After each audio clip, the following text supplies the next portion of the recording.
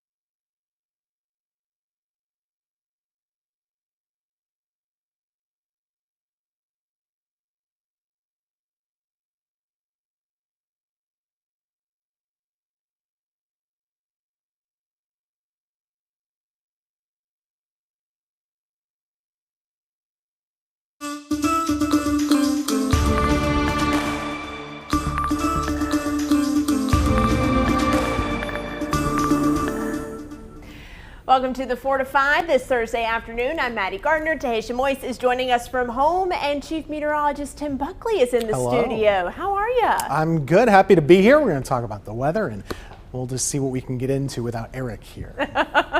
We can get into a lot without Eric here, but we do miss him. Hey, by the way, we are live streaming on all forms of social media today. You can chat with us on Facebook, YouTube, and Twitter. Use our hashtag 4 to 5. Well, let's get right to it this afternoon. Another Triad school district is looking at options for getting kids back in classrooms. The Surrey County School Board of Education approved a plan for face-to-face instruction under Plan B. So students are going to go back to school buildings on September 21st. Over in Stokes County, the district announced at the beginning of this month that they're going to move to Plan B of learning. That means students will return to classrooms this coming Monday. Back here in Guilford County, the school district is looking at some similar options. The Board of Education is talking about ways to get kids back in classrooms as early as October 20th. Different grades would start at different times under the current proposal. They're going to vote on that plan on September 24th. Now, schools have the option of operating under Plan B or C this school year. So let's take a look again at how the two differ.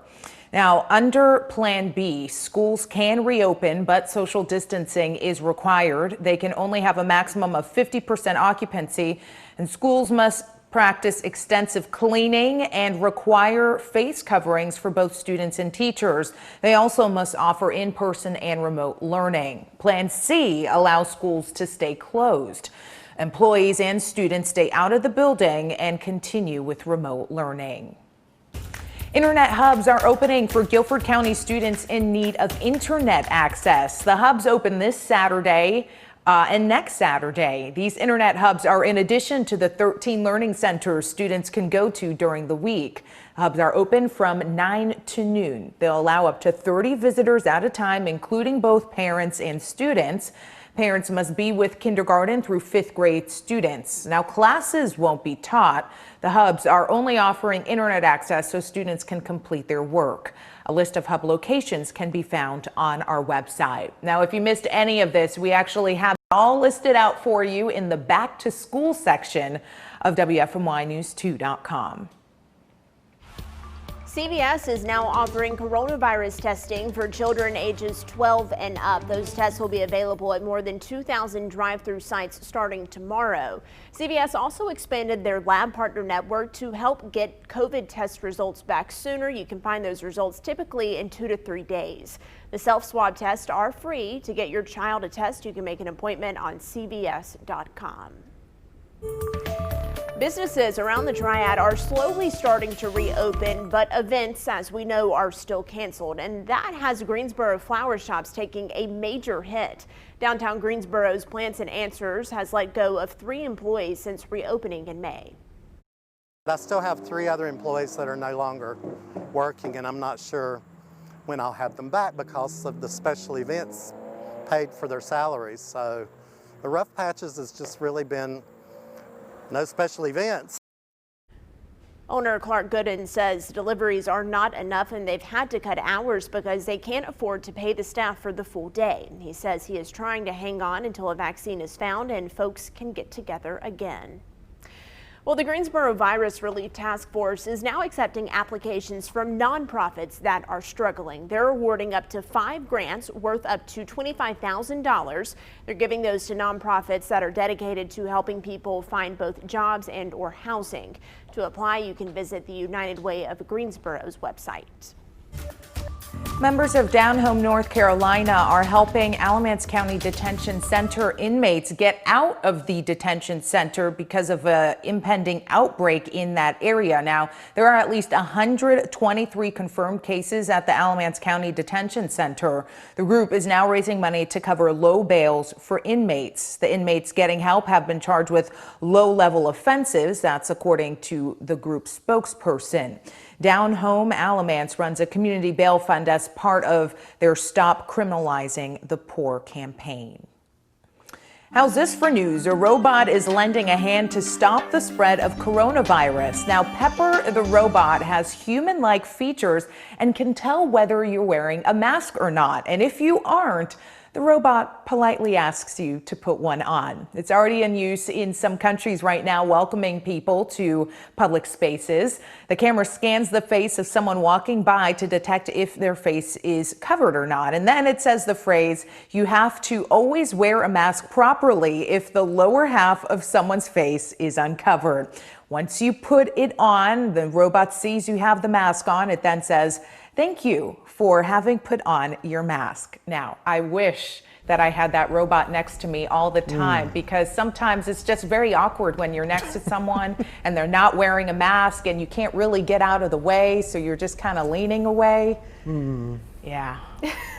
I wonder if this will actually do the trick, though. We've seen a lot of automated responses to the pandemic, though. We've seen those robots that check temperatures and remind you to wash your hands. So this is just, another invention. The next step. This is just like another step of us going to all robots all the time. Don't say that. Right? I don't really like that idea. But robots, I guess, they can't get sick, so they're not going to transmit the virus. That's absolutely true. Yes, we may be able to send them into places where humans can't go for safety reasons. But yeah, Pepper, she's just reminding everyone to mask up if you can. Yeah, all these reminders. If you can't remember, with all the signs that are out there and all of us telling you, you got some problems here. We got all the signs everywhere. Don't you go into a store and there's like 5 signs? It's true. It's true. And the markers on the floor. I support the signs, but we have brains. We can remember that. It's all good. I do need to be reminded a lot about a lot of things all the time, though, to be honest with you. Let's talk a little bit about the weather. I want to show you, we actually have some more sunshine breaking out now. Part of the day was really just kind of cloudy, muggy. We're still sitting in that mugginess at the moment. In Burlington, it's warm. The temperature 83, the dew point 72. So that is that air you can wear. We're really feeling the tropical nature to the air today. There are your temperatures, right around 80 at the moment. There's the dew point, as we mentioned. It is in that tropical category, so it will be staying uncomfortable for a couple of more days. Radar pretty quiet at the moment, only a couple of scattered showers in Rockingham County. Most of the rain today has stayed in eastern North Carolina. Looking at Futurecast, though, I want you to look at tomorrow. Clouds in the morning, but the afternoon, the radar should be a little bit busier. So for Friday, it's still hot, it's still muggy, but we will have a better chance of getting wet from time to time. A scattered shower or a scattered storm here or there is around, and it's warm. We have a high of about 84 degrees. Coming up, we'll talk more about your 7-day forecast. Lots of ups and downs, but fall air will be making a comeback. Let's turn now to your 4 to 5 roundup. A huge fire broke out in the port of Beirut, raising concern among people still reeling after last month's catastrophic blast at the same site. The fire started at a facility that was destroyed by the explosion in August. The Lebanese army says the site was a warehouse with containers of tires, oil, and other flammable materials. Nearly 200 people died last month in the blast. It is not clear if anyone was hurt in this morning's fire. Nearly 100 wildfires continue to ravage 6 western states, from Washington to California. So far, at least 7 people have died. Gusty winds and dry conditions have sparked an unprecedented number of fires in California, but cooler weather today could help firefighters. Oregon's governor called the fires a once-in-a-generation event, and in Washington, more acres burned in a single day than in a typical year. A triad organization was just recognized by the state. Guilford Works was featured in a spotlight on local workforce innovations from the governor's NC Works Commission. The report highlights the organization's work helping unemployed and furloughed people with free online courses related to their job. Now, if you're interested in those courses, they are still available to people who live in Guilford County and who are looking for work. You can register now through September 30th. And a new fitness studio is open in Friendly Center in Greensboro. Shred 415 was supposed to open in late spring, but they couldn't because of the pandemic and that executive order that kept gyms closed. Now in phase 2.5, they're open and welcoming guests. Shred 415 says they offer high-intensity interval training workouts. More of the 4 to 5 is coming up after this break, but remember, we are live during the break on Facebook, YouTube, and Twitter. Join our conversation. We'll see you there.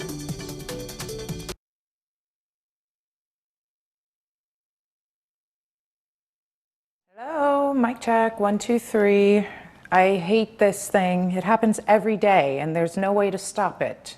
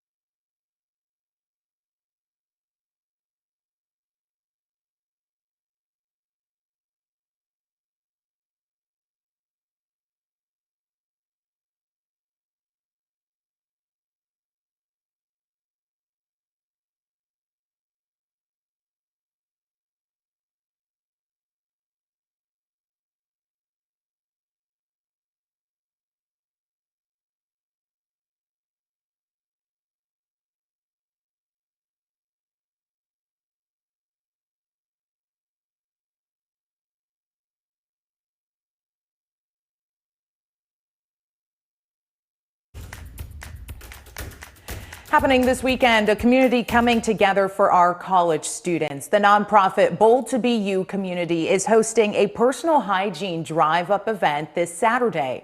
I spoke with the executive director about why events like these are necessary and how you can get involved. Yes, so I am so excited. Giving back is in Renee Cleveland's blood. She says she had a great example growing up in her late grandmother. Growing up, she served. She served her community. She served the church. And now Cleveland's following in her footsteps. And I felt like I wanted to do something that would give back and honor her. So Cleveland started her nonprofit Bold to Be You community. Through the years, she served women in shelters, senior citizens, kids, and those with special needs in Greensboro. I believe it takes a village to raise a nation. So it has to be the whole community to support. But she quickly realized that many college students were left out of the equation. What we have found is that there are a lot of college students who have financial aid, but they're having to use their financial aid to either pay their bills, pay for school, or pay for tuition. Every year, she would hear of events for K through 12 students, but not for college students. And I feel like that there's a gap that needs to be bridged when it comes to community support with college students. You know what I mean? So she's building her own bridge. She's been collecting toiletry items and non-perishable goods that she will distribute to students this Saturday at her organization's personal hygiene drive-up event. They're going to get a hot meal to go, a full-course meal, and also we're going to give them school supplies. Cleveland also says they're going to give out diapers. And then we wanted to do something for those college students that are parents, because you have 30, 40, 50-year-old college students or grandparents that are raising grandchildren. Cleveland says they have enough kits for about 200 people, but are always accepting donations to build more. So the event is happening this Saturday from 10:30 a.m. to 12:30 p.m. at 445 Gorell Street. College students need to show a current student ID or also their fall registration documents. And if you want to donate, I'll have all the information on how to do so on our website. More of the 4 to 5 when we come back.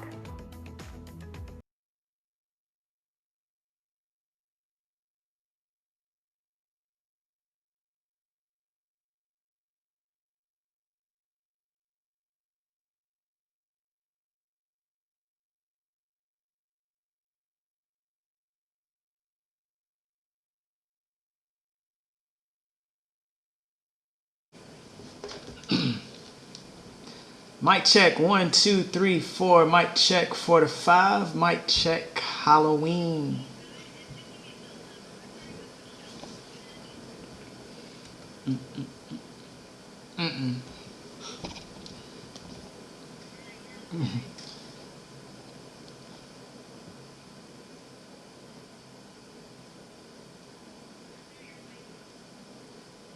Okay, sweet. Yeah, just refresh it, and it should start with Shirley and end with Ms. Wood.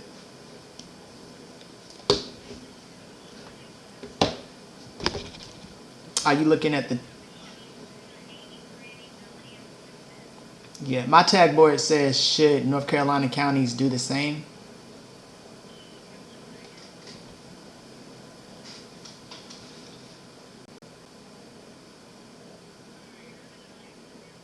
All right, sounds good.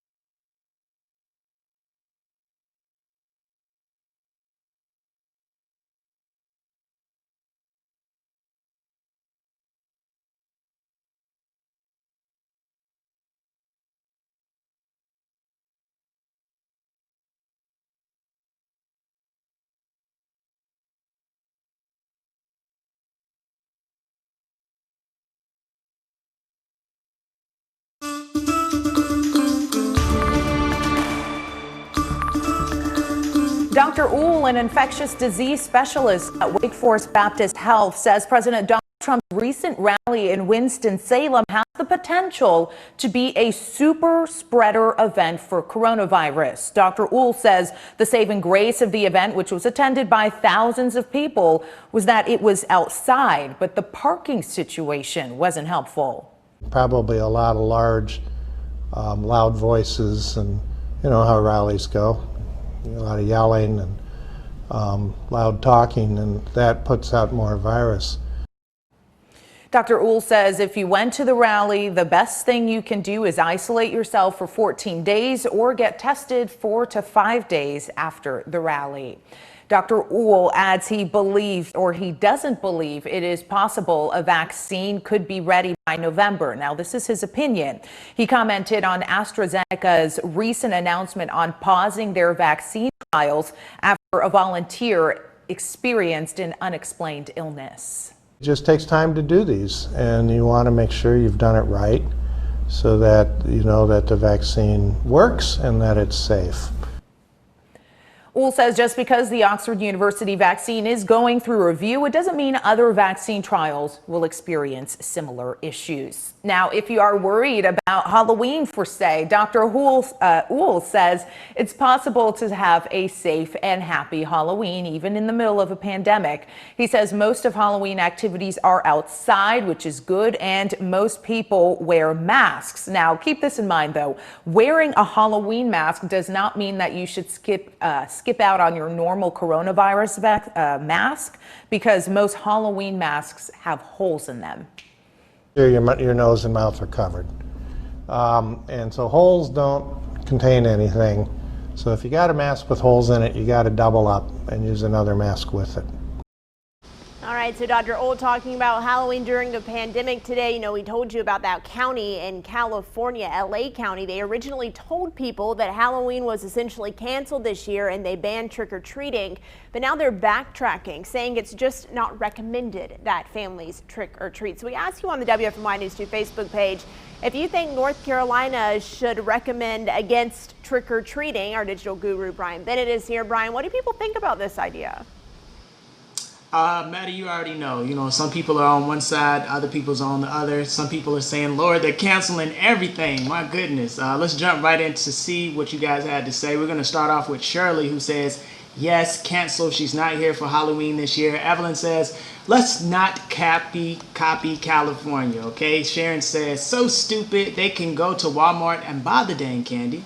Why can't they stand on your porch? Again, stupid. Laura says, mine won't be going this year, while Jen says, don't even get me started. If people don't feel comfortable participating, that's their prerogative. However, they should not ruin this for others after missing out on so much already. Our kids need this. And lastly, Ms. Wood coming through with the comedic relief. She says, everyone will be wearing masks. It'll be fine. But listen, just like Dr. Uhl said, if you're wearing a mask for Halloween, you're going to have to double that up, all right? I think they can find a creative way to do that. You know, I do feel sorry for the kids, and parents have been finding creative ways all year long with the birthday parades and the home movie theater. So, hey kids, I hope you get some candy this year. Yeah, absolutely. Like I said yesterday, I don't think you can group all Halloween activities into one big bubble. I think it's all a little bit different, and there are different levels of control and safety and distancing and mask wearing that go into all of this. Tahisha, thoughts? Here's what I have to say. One Halloween activity that can just go away forever, because I never understood it to begin with, the bobbing for apples. That's already gross, okay? So let's just ban that. And if we want to give out the candy, I say open it up, right? Wash your hands and then enjoy the candy. Then you're not really dealing with maybe wrappers that may be contaminated. You just pour it in there and eat it and enjoy. I think you can probably figure out something. If you don't want the kids to come to your door, put a bucket out by the sidewalk. The trunk or treats are pretty distant anyway. As long as you're outdoors, we can probably figure something out. You might not remember, though, last year for a lot of kids, Halloween got canceled too because we had really bad weather. That's right. Awful weather. We had tornado warnings and severe thunderstorm warnings. So that would be maybe the second missed Halloween in a row. And here's the thing, Halloween's on a Saturday this year. Remember at the beginning of 2020 when we were all excited because the holidays were lining up perfectly, Halloween on a Saturday? I mean, the hits Don't we keep call on that time? coming. It was the good old days. The good old back days. then. January. when things were precedented instead of unprecedented. Yes. We'll be back.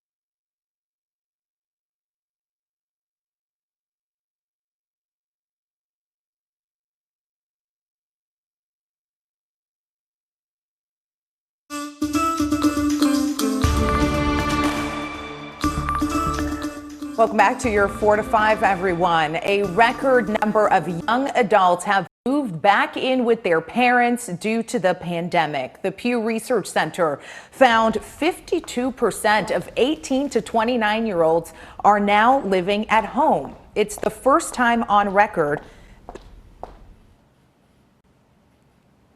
It's the first time on record that more than half of that age group has lived with their parents. Young people have been the most likely to lose work or take a pay cut during the pandemic, and they are also the most likely to struggle with high housing costs. Right, and it's the highest number of young adults living at home since the Great Depression. So I asked you on my Facebook page, hey, what's your advice for young people who might be struggling during the pandemic? Let's take a look at what you had to say this afternoon. We'll start with Bobby Odom. He said, I would tell them to stay positive. The situation will not last forever. I'm there for you and I will help you with your needs. Go out and try to find a temporary job for right now. There are places hiring. If you can't find one, I'm there for you. Don't lose your ambition. Some nice encouragement there from Bobby. Joe Fowler said, learn some old-fashioned skills. There's a big demand and good pay for young people with skills. Wanda Creedle shared some personal experience. She said, I got married and had my son, then got divorced and moved back in with my mom to help take care of her with medical issues. Tell them God put them here for a reason and you need to pray so you can see the reason why. He will point it out to you if you just listen. Wendy Morris Harrell said, although difficult some days to share the space, see the time together as a positive to try to work together as a team. Some practical advice there if you are moving back in with the rents during the pandemic. Try to stay positive. It's a tough time, you know, Yeah. A lot of people struggling. If you don't have a job, you know, these are your only options here, right? And I think a lot of folks spending more time together with family, whether you're with the parents or whether you're two spouses, I should say, both working from home. Oh, a lot yeah. of people sharing space more than they usually do. That's a big change. Roommates too. Yes, that as well. Yeah. I will say, though, having a house go back to in the pandemic, that's already a blessing in and of itself, right, guys? So I would say to those who do have a place like that, I mean, take this time to work on yourself. There are a number of free courses online. We even mentioned one with Coursera with Guilford Works, where you can get some of these certifications that will make you seem more desirable to hire once we kind of get through this tough stretch. So I would say use this time to work on yourself so that when things kind of calm down a little bit, you're up here at a different level, that you're going to come back into this job market and crush it. Good advice there. I need to take Tahisha's advice. I'm just sitting, when I was at home, I was like eating Doritos and everything and then doing the forecast. Mine too. So let me get to the forecast now as well. For today, it's all about the mugginess. We have, of course, a good amount of cloud cover too. There have been some breaks of sunshine, but as you look at downtown Greensboro, good amount of clouds. The temperatures have warmed now into the mid 80s, and we still have a few scattered showers, mainly along the coast of North Carolina. It hasn't really been all that wet here locally, and across the country, the weather pattern is really strange right now. The West Coast totally dry. They had snow in the Rocky Mountains with a big dip in the jet stream. For us, we're on the muggy side of things. So this muggy weather will continue for a couple more days. This cold front you see to the north, not really getting here, not yet anyway. So for tomorrow, still warm and muggy, will be in the 80s for highs, feeling pretty sticky, and there will be several scattered showers tomorrow. Better chance of getting wet tomorrow than today. Saturday, a little drier. Sunday, a little wetter. There's your 7-day forecast. By Tuesday, the fall air is returning, and not a moment too soon. That's your 4 to 5. We'll be right back after this.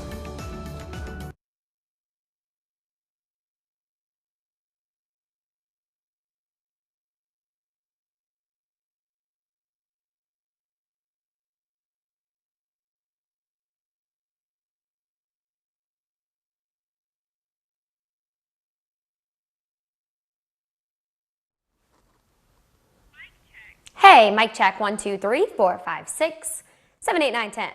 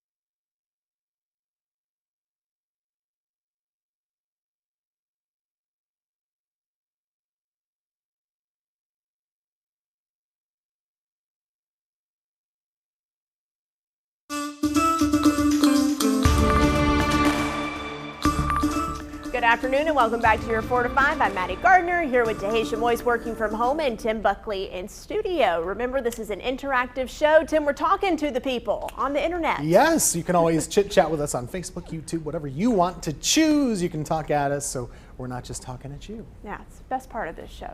All right, let's get to the big news of the day. The college football season for some of our North Carolina schools will kick off this weekend. I know you are excited. Now, schools in our state won't have fans in stadiums, at least to start this season.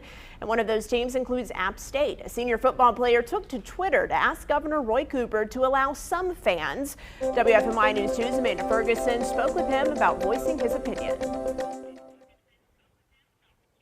Maddie, of course we would love to see stadiums packed if there wasn't a pandemic, but we know we're not going to see that anytime soon. App State wide receiver and senior Thomas Hennigan at least wants his parents to be able to see him play in person. Now take a look at this tweet. This is what he wrote to Governor Roy Cooper, explaining that.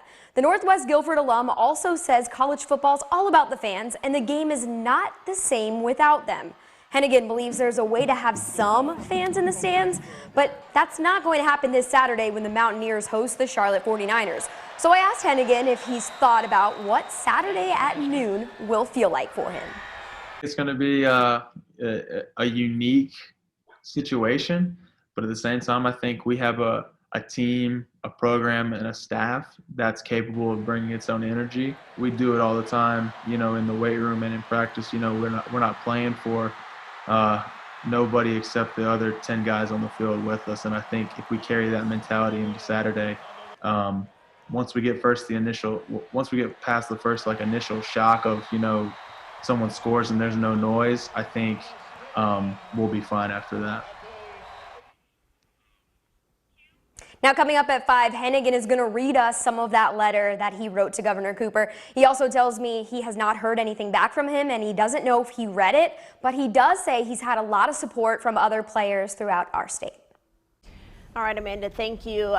You know, I try to put myself in the shoes of those college athletes who are going to take to the field on Saturday and not have anyone in the stands. I think, you know, he said something that really stuck out to me. Once we get past scoring that first touchdown and it being silent, then we'll adapt from there. Tasha, it's really going to be odd. Yeah, it is. And, you know, Amanda was talking about some of the support that he's been getting on social media. I mean, he has Representative Mark Walker behind him. Mark Walker calling it unreasonable at best and uncruel at its worst, the situation of parents not being able to see their kids play. So I wonder if having some other politicians in the Raleigh area kind of fighting for this, I wonder if Governor Cooper will make a concession here.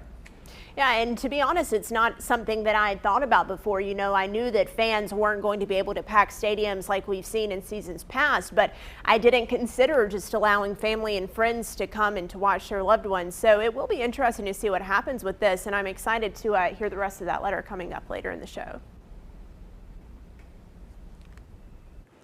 Hey, speaking of football, not just college coming back, it is officially Thursday night football, and tonight is the first NFL game of the season. It's the Houston Texans playing Kansas City Chiefs. I know one sports anchor who's very excited about this game, and the Carolina Panthers will be playing Sunday at 1 p.m. And you can watch that game right here on WFMY News 2, your official home of the Carolina Panthers. So, of course, football fans everywhere are going to miss watching the game in person and feeling that experience, right? Whether it's high school football, college, or even professional. So WFMY News 2 photojournalist Sean Higgins shares how you can recreate the game day experience from the comfort of your home. The first step is the easiest. Put on your favorite game day attire. Then get in your car and park it about a half a mile away from your house. And this will give you that game day feel of walking to the stadium. Now, if you want to tailgate, you should probably get here just a little bit earlier so you don't miss kickoff. When you make it home, it's time to head to your seats. If you have stairs, you want to walk up and down them about 10 times. And if you don't, just kind of meander around your house for about 5 minutes.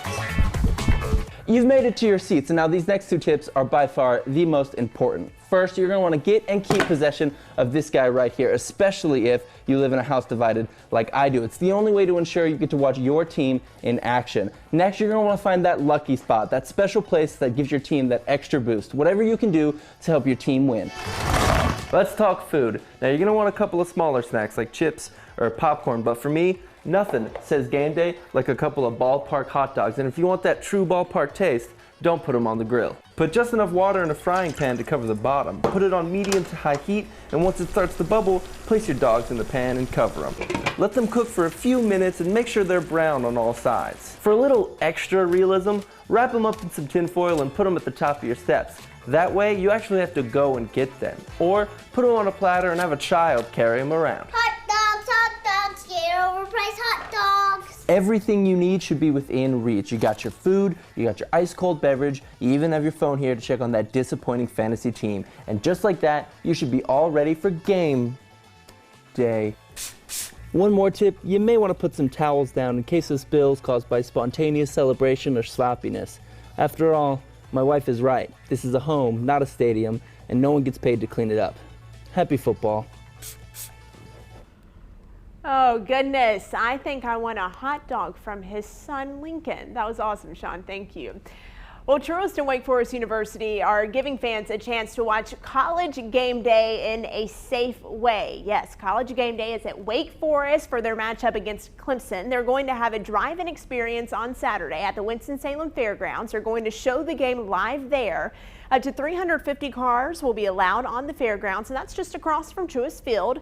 They'll be parked at least 8 feet away from each other. Concessions are available for you to buy, and you can reserve your spot by visiting godeeks.com/drive-in. The fairground gates will open at 7 in the morning, and the game airs from 9 until 12:30.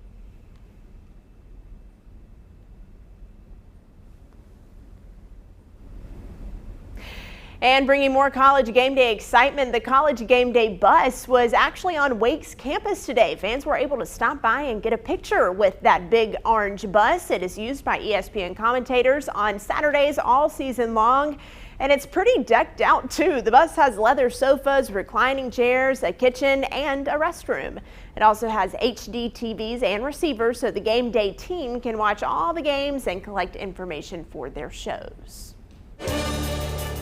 New at 4 o'clock, NASCAR driver Bubba Wallace is leaving Richard Petty Motorsports. He made the announcement on Twitter today. He said he is leaving by the end of this racing season. Wallace said he has respect for Richard Petty and his family, and he thanked the King for helping him start his Cup Series career. He did not give any insight as to what's coming next.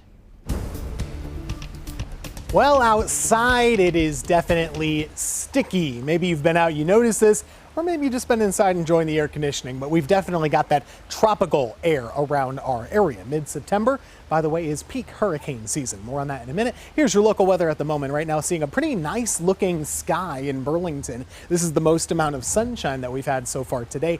84 the temperature over there. The dew point is 72, which means it really is that sticky air you can wear. Temperatures right now generally in the low 80s. Not very many showers to track, just a couple of small ones here and there, but overall fairly quiet today across North Carolina. Over the next few hours, we will stay very muggy, cooling from the 80s down only into the mid 70s overnight. So about as humid as it gets in the month of September. We'll keep that around for Friday. Very muggy, but a better chance tomorrow of scattered showers and storms. High temperatures a little warmer, right at 84 degrees. The tropics, though, very busy. There are many different systems. Coming up, we'll talk a little bit about more where they are going. All right, there is a lot going on this election season, both because of the pandemic and because of the many offices up for grabs. So we want to make sure you are as informed as you can be before you vote. We're going to start here with the terms that you might not be familiar with. We'll begin with absentee or voting by mail. Now, we've covered this a lot recently because more people are requesting an absentee ballot because of the pandemic. An absentee ballot is typically used by voters who can't vote in person or on election day. Next, a precinct. It is not the same as your polling location. This one gets a little bit confusing. So voters have polling locations. That's the place where you go to vote, and you can find that information on your voter registration card. But a precinct is the geographical location where you live, and multiple precincts can be grouped together for one polling location. Precincts are often used to build congressional districts. Finally, let's talk about provisional ballots. So if the Board of Elections is not sure of your voting eligibility when you get to the poll, you'll vote on a provisional ballot. That ballot is cast, but officials have to later determine if it's eligible before it's counted. Check this out. President Donald Trump recently retweeted a triad man because he shared a picture of a sign his friend made in his yard. You can see the sign says Trump 2020 and has the American flag underneath it. Now, the home belongs to a Marine, Robbie Wilson. It's located off 220. Wilson says he wasn't expecting the president to retweet the photos, and Wilson actually found out while he was at the president's rally earlier this week in Winston-Salem. I mean, while we were at the rally, people were texting us and saying President Trump retweeted y'all's picture. We didn't know it, and it's really been positive. There's been a few negatives, but I don't be honest with you, I don't even know that I expected some of the negatives, but the positives were way outweighed the negatives. And I never expected that many positives, but. The sign is 116 feet by 17 feet, and the flag is around 20 feet by 35 feet. He says it took 25 gallons of paint to complete. More of the 4 to 5 when we come right back, and we got a good story you don't want to miss.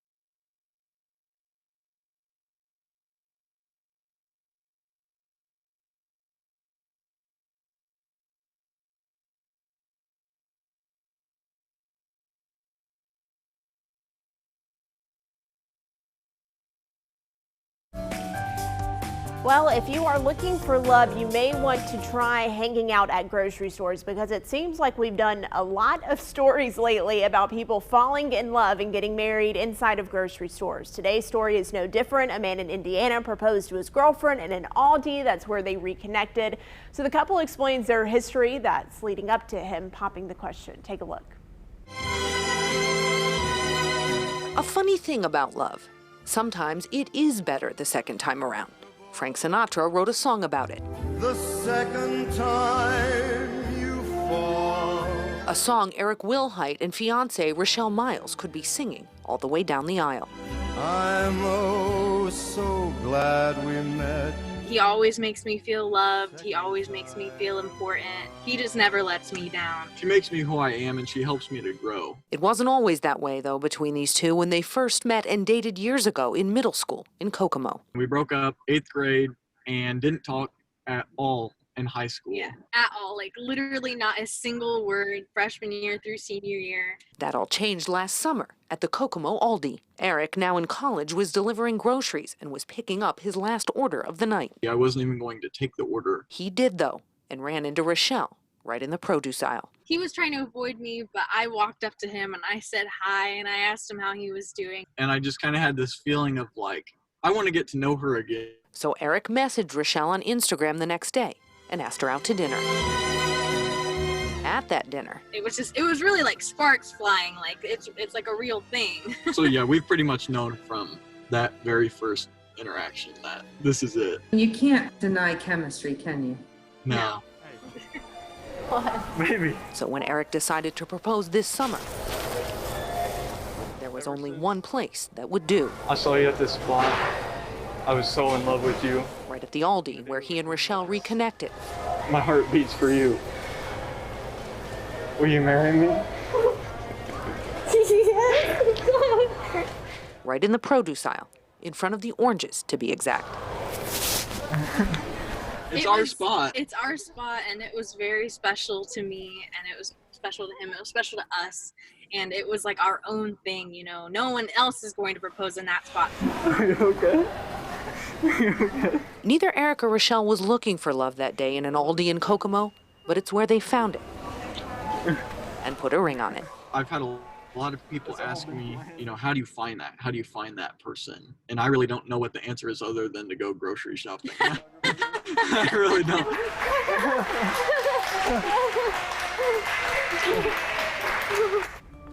Aren't you glad she said yes? I know. The 4 to 5 will be right back. Stick around.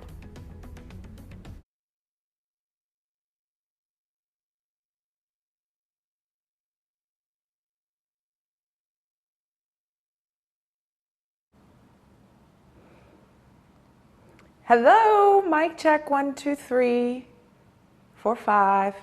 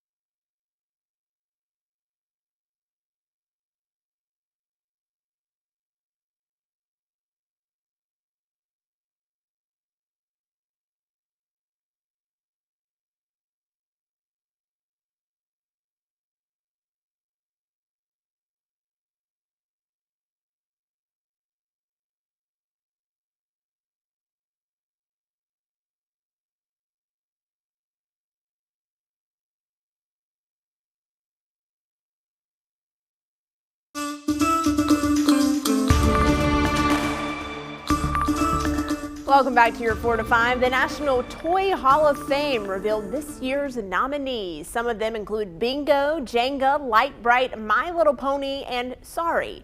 There are 12 total games on the list. Now, the criteria to make the Hall of Fame includes influencing how people play, fostering learning, and making it through generations. I think those are some good nominees there. The final inductees will be announced on November 5th. Like all of those nominees, that's just my childhood in a nutshell. Well, I wanted to get your take because, you know, we do have those toys that we played with a little bit more than the others growing up. So I asked you on Facebook today, what toys would you like to see in the Hall of Fame? Operation Uno, My Little Pony, she had the horses or the hoses. Horses, yes. Barry says Chinese checkers. Ooh, that's a good one, Barry. Robin Cook says Twister, Monopoly, and Mousetrap. James Summers says Candyland. Diane Milton, Old Maid. Mary Beth Hill wrote Trouble. And Bobo says Lincoln Logs were my favorite. Now, for me, if it's not already in there, because I didn't actually go and look and see what's there, Uno and Connect 4. Those were my top two for me. The Game of Life for me. That was my favorite board game. It took a long time to set up, but it was worth it. I want Jenga in there. Again, I don't have a clue what's in there. I want Jenga It's nominated. Especially nowadays. Have y'all seen the big Jenga? Yes. It's like as tall as me. It's dangerous. It scares me when it falls over because if it falls over on a small child or a pet, we're going to have serious issues. You're at a bar or restaurant or something, when that thing comes down, you think there's a problem.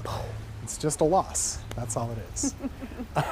Back here outside, it's so muggy, guys. It's tropical air in the middle of September, and coincidentally, it is also September 10th. That historically is the peak of hurricane season. So I wanted to kind of check in on the tropics and let you know it is outrageously busy. We have two little disturbances a little closer to the United States. Neither of them have formed yet. They might. Not going to be an issue for North Carolina, though. We have Renee, we have Paulette, and then we have two more coming in off of Africa. I'll let you know, I'm not worried about any of those, but these two coming in off of Africa in about 2 weeks could be an issue. It's a long way away. These two, though, not likely to be any bit of a problem for us. Renee is curving out to sea. That will stay far away from any land at all. Paulette, though, could get very close to Bermuda as a hurricane next week. It will not impact North Carolina except for higher waves and rip current. Forecast, we will keep the humid air around through Tuesday with scattered showers and storms each day, but drier air on the way next week.